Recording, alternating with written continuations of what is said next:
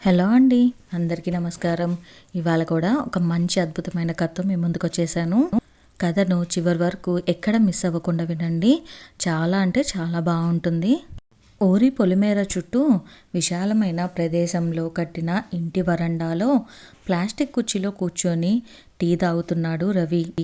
ఇంటి చుట్టూ ఉన్న పండ్ల చెట్ల మీద నుండి పక్షుల కిలకిలా రావాలని వింటూ పేపర్ చదువుతున్నాడు. ఇంటి లోపల నుండి తల్లి జానకమ్మ పిలుపు విని లోనకి వెళ్ళాడు. కొడుకుని చూసి టీవీలో ఏవైనా భక్తి గీతాలు పెట్టరా అంది జానకమ్మ. భక్తి ఛానల్ పెట్టి తిరిగి బయటకు వచ్చి వరండాలో కూర్చున్నాడు. కాఫీ కప్పు చేతిలో పెట్టుకోగానే వచ్చి భర్త ముందు కూర్చుంది శాంతి. పేపర్లో నుండి తల బయటకు తీసి ఏమిటన్నట్టుగా చూశాడు శాంతి వైపు. అత్తయ్య గారు అసలు మాట వినటం లేదు, అన్నిటికీ మొండికేస్తున్నారు అంది శాంతి. అమ్మ ఎందుకు అలా చేస్తుంది, దేని గురించి అన్నాడు రవి. మీరే అడగండి అని వంటింట్లోకి వెళ్ళింది శాంతి. కాస్త చిరాగ్గా అమ్మ గదిలోకి వెళ్ళి, అమ్మా నీకేం కావాలి, ఏంటి నీ ప్రాబ్లం అని అడిగాడు రవి. మంచం మీద కూర్చొని ఏదో ఆలోచనలో ఉన్న జానకమ్మ తన బోసినవ్వుతో కొడుకుని చూసి, నాకేమి వద్దురా, కాఫీ చప్పగా ఉంటుంది అంతే అంది. ఆ కప్పు చూశారుగా, 4 చెంచాల పంచదార వేశాను, అయినా అలాగే అంటున్నారు అంది అప్పుడే లోనకొచ్చిన శాంతి బత్తకేసి చూసి. ఏమోరా కన్నా, నాకు అలానే ఉంది అంది జానకమ్మ. అమ్మా నీ మొండితనం వదిలేయ్, అంత పంచదార నీ ఆరోగ్యానికి మంచిది కాదు అన్నాడు రవి కాస్త కోపంగా. కొడుకు వైపు అదోలా చూసి నవ్వి కొడుకు కోపాన్ని ఏమాత్రం పట్టించుకోకుండా ఊరుకుంది జానకమ్మ. అది చూసి చేసేదేమి లేక అక్కడి నుండి వెళ్ళిపోయాడు రవి. ఆ రోజు అప్పుడే ఆఫీస్ నుండి ఇంట్లోకి అడుగుపెట్టిన భర్తకు ఎదురెళ్ళి, ఇక నా వల్ల కాదు, అత్తయ్యను మీరే మేనేజ్ చేయాలి అంది శాంతి. ఏంటి మళ్ళీ ఏమైంది చిటపట్లాడుతూ అన్నాడు రవి.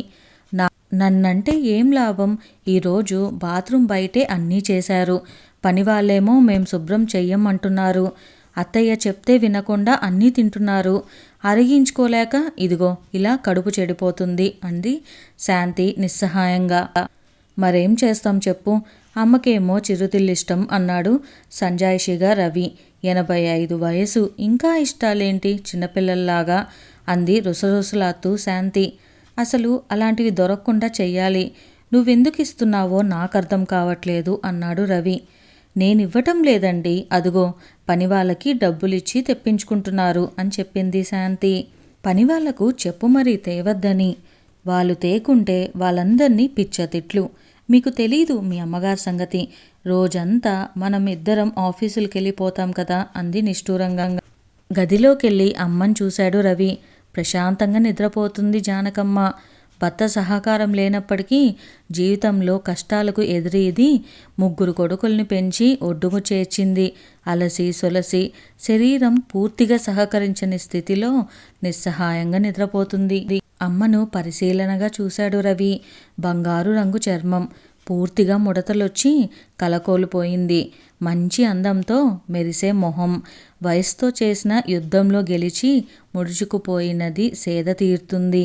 ఎంతో చక్కగా ఉండే తల్లిని ఈ పరిస్థితిలో చూడలేక బాధగా మూల్గి మనసును సర్దుకుంటూ గదిలో నుండి బయటికి వచ్చేశాడు రవి.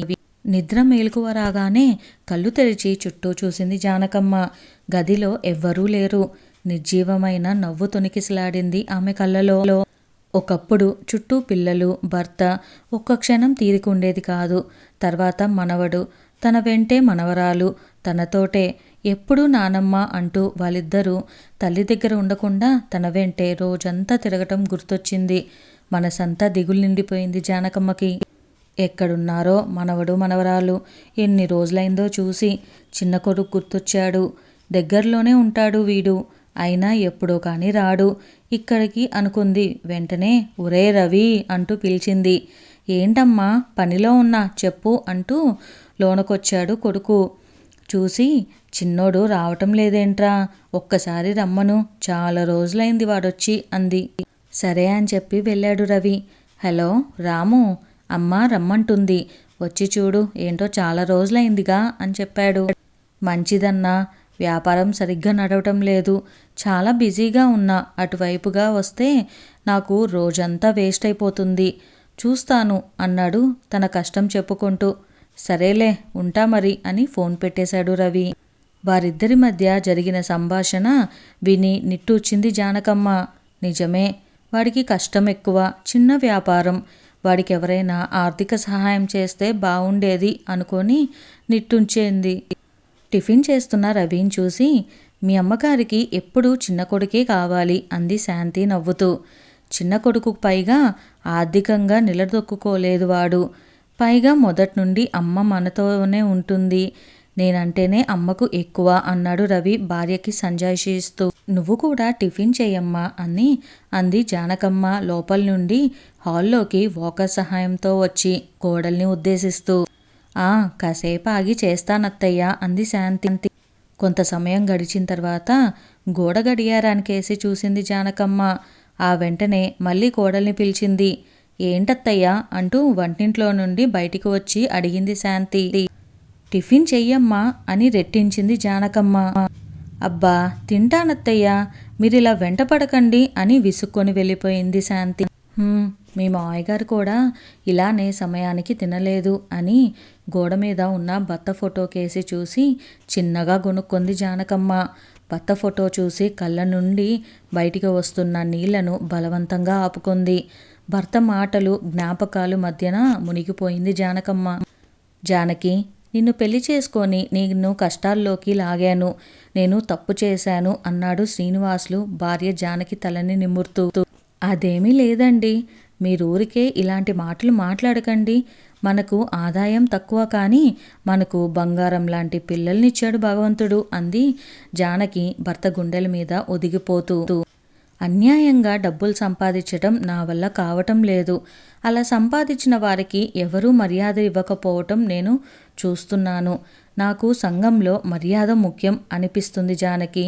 ఏం చెయ్యని చెప్పు అన్న భర్త ప్రశ్నకు సమాధానంగా ఆయన్ను గట్టిగా పట్టుకుంది జానకి. తన భర్త అంత్యక్రియలప్పుడు వచ్చిన 100 మంది స్నేహితులు అభిమానులను చూసి గర్వపడింది జానకి. అవునండి, మీ మాట అక్షరాల నిజం అని. డబ్బులు సంపాదించలేదు కానీ మీరు స్వాభిమానంతో జీవించారు అని అనుకుంది జానకి. పని మనిషి గదిలోకొచ్చి అమ్మగారు అని పిలిచేసరికి గత స్మృతుల నుండి బయటికొచ్చింది. ఇదిగో సత్తమ్మ, మూలలు సరిగ్గా శుభ్రం చేయి అంది జానకి చిరాక్క చూసి. ఆ రోజు ఆదివారం. రవి స్నేహితులు హాల్లోకి వస్తూనే అమ్మగారు నమస్కారం, బావున్నారా అని అడిగారు.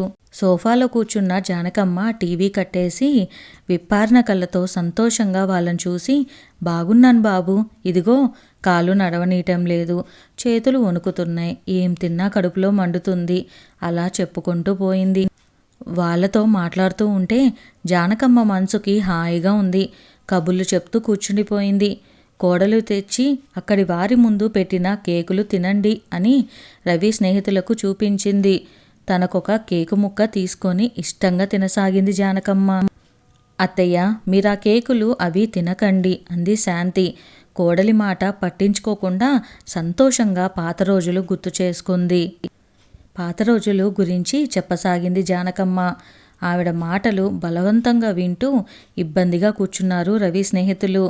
ఇది చూసిన శాంతి లోపలికి వెళ్ళి స్నానం చేసి బయటకు వచ్చిన భర్తను చూసి, త్వరగా వెళ్ళండి, అత్తయ్య ఆ కేకులు తినేస్తున్నారు అని హాల్లోకి పంపించింది. హాల్లోకి రవి వచ్చి వారి పరిస్థితి గమనించి, అమ్మా, నీకు కేకులు బిస్కెట్లు తినద్దని చెప్పాను కదా, మందులు వేసుకో, పడుకో వెళ్ళి అన్నాడు. అప్పుడే వేసుకున్నారా కన్నా అంది అలాగే నవ్వుతూ కూర్చొని. అత్తయ్య, మీరు గదిలోకి వెళ్ళండి, వాళ్ళేదో మాట్లాడుకుంటారు అంది శాంతి.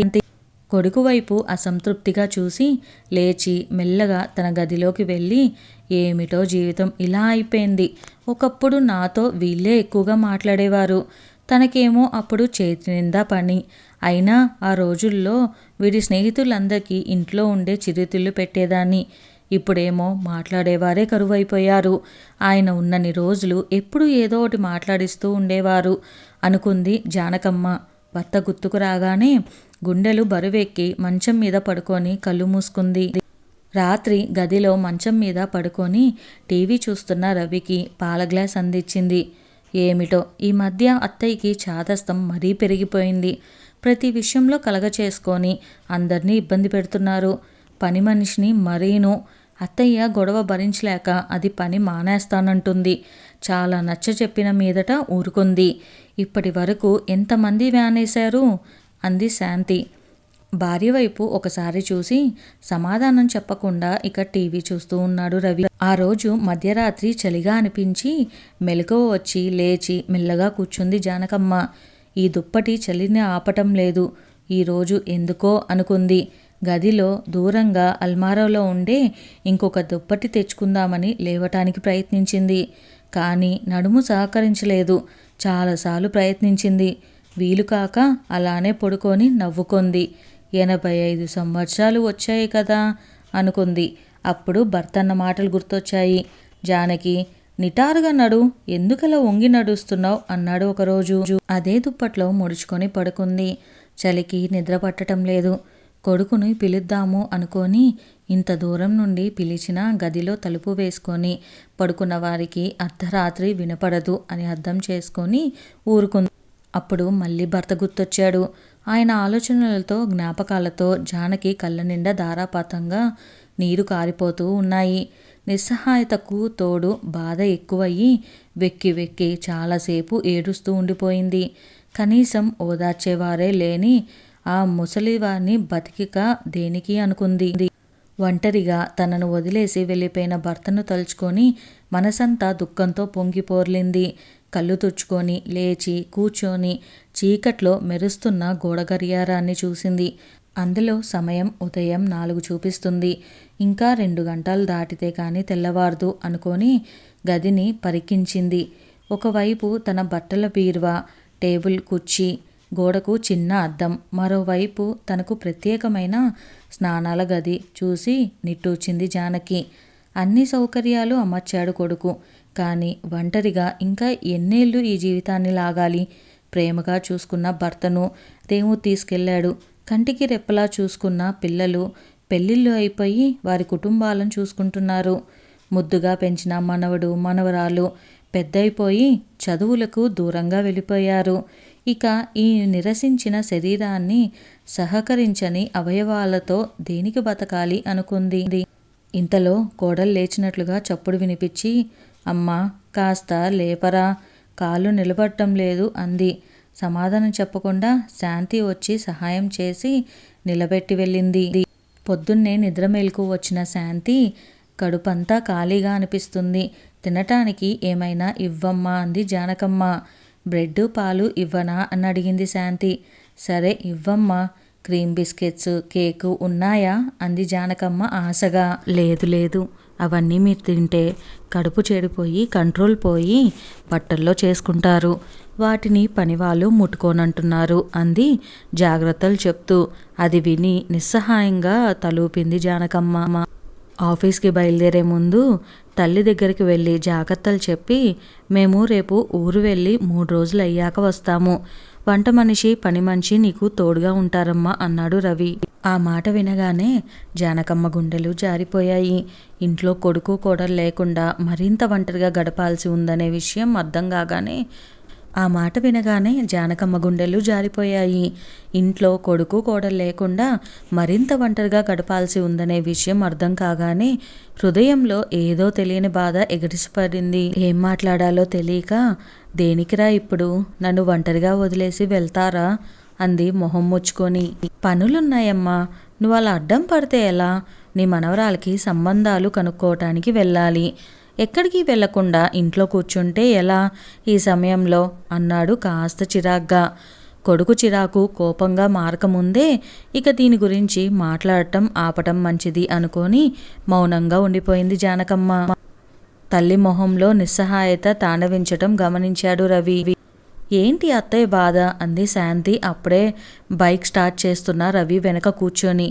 విషయం చెప్పసాగాడు రవి బైక్ నడుపుతూ. అలా అయితే ఎలా? మనకు బాధ్యతలు తీర్చుకునే సమయం కదా, పెళ్లి సంబంధాలు చూడాలి కదా అంది.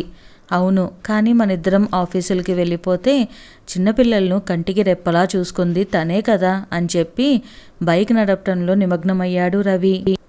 ఆ రోజు రాత్రి మంచం మీద నిద్ర పట్టే సమయానికి భర్త వైపు తిరిగి అంది శాంతి. పోనీ మీ తమ్ముళ్ళకి చెప్పండి, మనకి పనులు పూర్తయ్యే వరకు అత్తయ్యను తీసుకెళ్ళమని. భార్యను చూసి గమ్మత్తుగా నవ్వాడు రవి. పిచ్చిదానా, ఏనాడైనా వాళ్ళు అమ్మని తీసుకువెళ్తామని అన్నారా? అమ్మకి ఇష్టం లేదు అక్కడికి వెళ్ళటం, వాళ్ళకి ఇష్టం లేదు అమ్మను తీసుకువెళ్ళటం.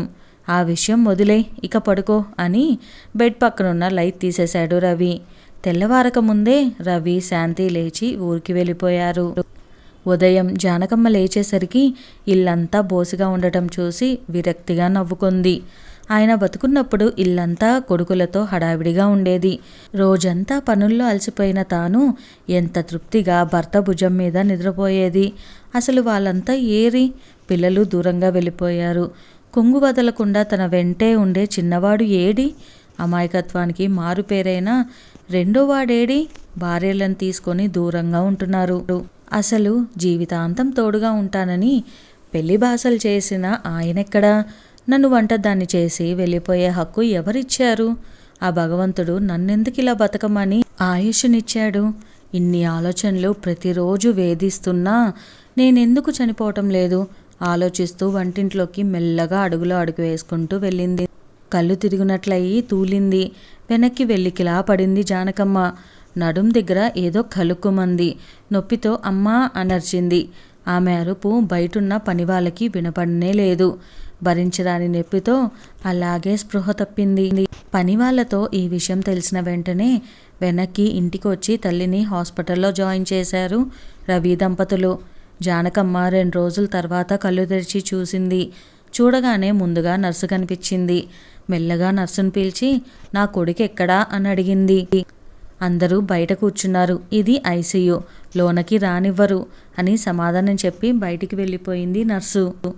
పైకి లేద్దామని ప్రయత్నించగానే నడుం కింద భాగంన నొప్పితో మూలిగి పడుకుండిపోయింది జానకమ్మ. బయట డాక్టర్తో మాట్లాడుతున్నాడు రవి. డాక్టర్ చెప్పిందంతా విని నిట్టూర్చి పక్కన నిలబడ్డ 2 తమ్ముళ్ళని చూశాడు. వాళ్ళిద్దరూ తలలు కిందకి దించేసుకున్నారు. చూసి తిరిగి శాంతి వైపు తిరిగి, సాయంకాలం అమ్మను డిశ్చార్జ్ చేస్తారట. ఇక్కడుంచి చేసే చికిత్స ఏమీ లేదు. కదలకుండా మంచం మీద పడుకుంటే వెన్నుపూస బాగవుతుంది అని చెప్పారు.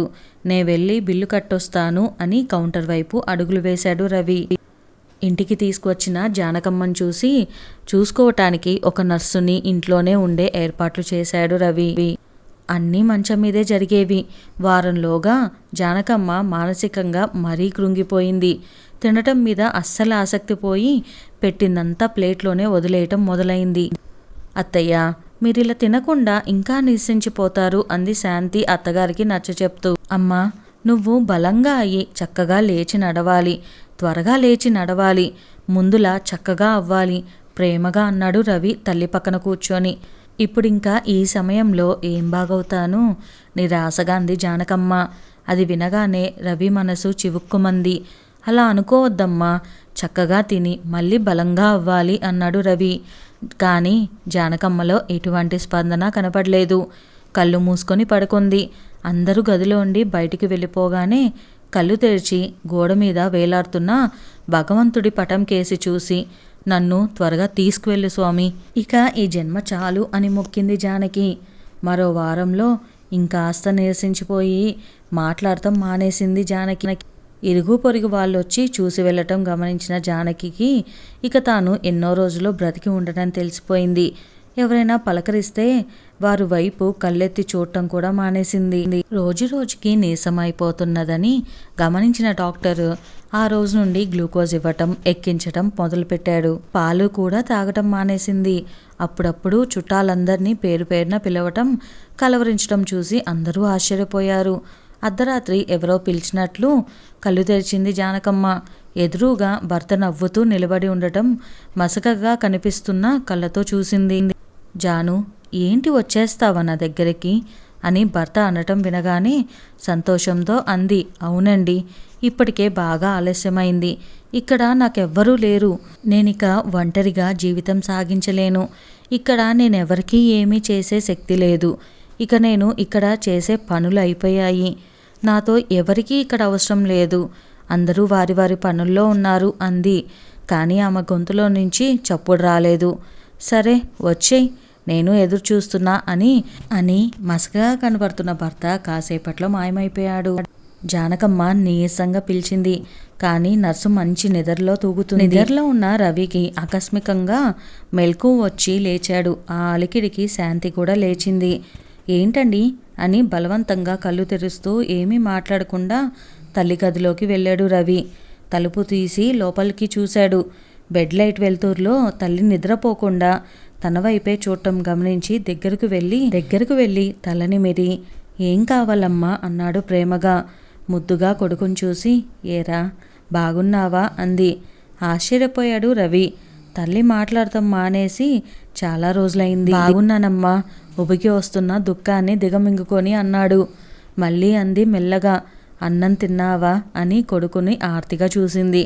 తిన్నానమ్మా, నీకేం కావాలి అన్నాడు రవి.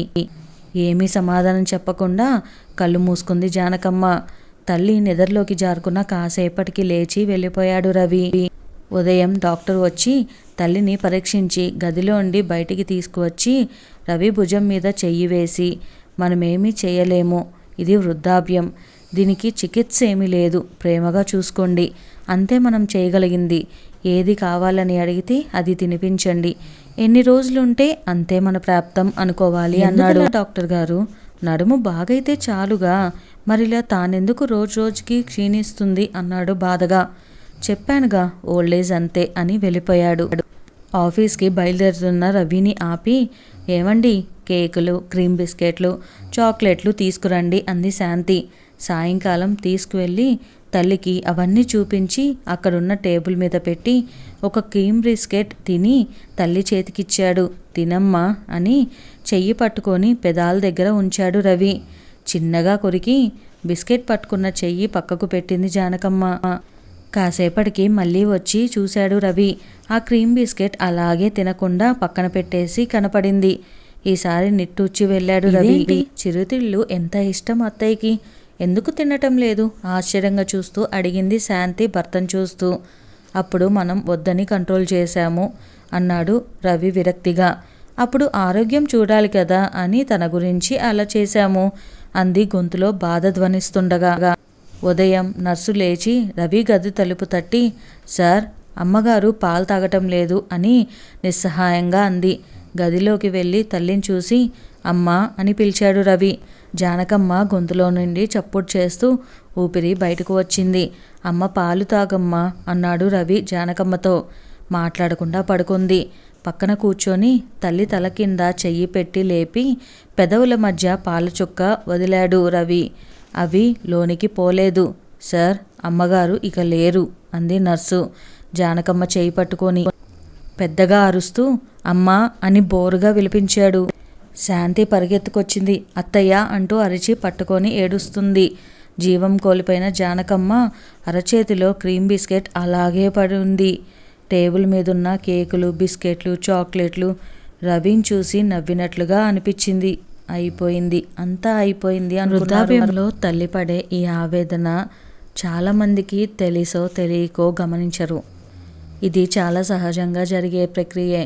ఇక్కడ ఎవరిది తప్పులేదు. వాళ్ళ ఆరోగ్యాన్ని దృష్టిలో పెట్టుకొని వాళ్ళ కొడుకు, కోడలు ఆమె తినకూడని వస్తువులు ఇష్టమైనా సరే దూరంగా ఉంచారు. కానీ చివరికి అవి ఎంత ఇష్టంగా తినిపించాలని చూసినా కానీ ఆమె తినే పరిస్థితిలో లేదు. అలానే ఆమెను పట్టించుకోకూడదు అని కాదు. ఎంత ప్రేమ ఉన్నా పనుల ఒత్తిడిలో మిగతా బాధ్యతలు నిర్వహించాలని చెప్పి వాళ్ళు తీరిక లేకుండా కష్టపడుతూ బయటికి వెళ్ళిపోతూ ఉన్నారు. అలాంటి సమయంలో ఆమెకు సరైన తోడుగా నిలవలేకపోయారు. ఇక్కడ వాళ్ళ తప్పు లేదు. అలానే తల్లిగా ఆమె తప్పు లేదు. వాళ్ళని ఆపలేదు. అలా అని ఆమె ఒంటరితనాన్ని దూరం చేసుకోలేకపోయింది స్వయంగా. ఉన్నంతకాలం ఎవరి బాధ్యతలు వాళ్ళు మంచిగా నిర్వహిస్తే కనీసం మనకి గిల్టీనెస్ లేకుండా ఉంటుంది. ఈ కథ పేరు ఆకురాలు కాలం. రచయిత చాలా అందంగా మనకి వృద్ధాప్యంలో ఒక తల్లి మనసు ఎలా ఆలోచిస్తుందనేది చూపించారు. మీకు కనుక ఈ వీడియో నచ్చితే వీడియోకి ఒక చిన్న లైక్ ఇవ్వండి. అలానే మన ఛానల్ని సబ్స్క్రైబ్ చేసుకునే వాళ్ళు వెంటనే సబ్స్క్రైబ్ చేసుకొని బెల్ ఐకాన్ని క్లిక్ చేసేయండి. Thank you.